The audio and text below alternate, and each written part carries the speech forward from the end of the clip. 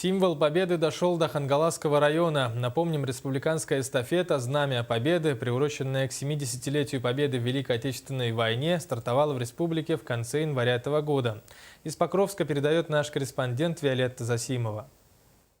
Передаваемое Знамя Победы – точная копия штурмового флага, водруженного 1 мая 1945 года на крыше здания Рейхстага, как символ победы советского народа и его вооруженных сил над фашистской Германией. В рамках этой акции пройдут встречи учащихся трудовых коллективов с ветеранами, уроки мужества, тематические вечера.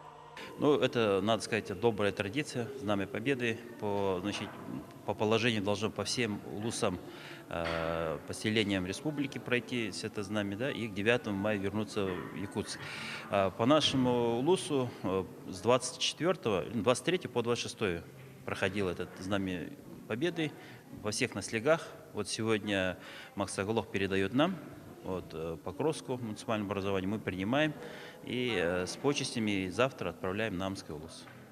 Далее Знамя Победы вместе с работниками районной городской администрации и военного комиссариата отправилось к оставшимся в живых ветеранам войны. Их в Хангаласском улусе осталось только 2.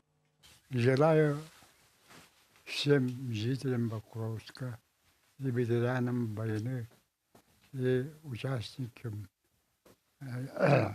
чтобы хорошо жили, работали, чтобы в дальнейшем не было войны на этой земле. Эта война была очень жестокая, кровопролитная.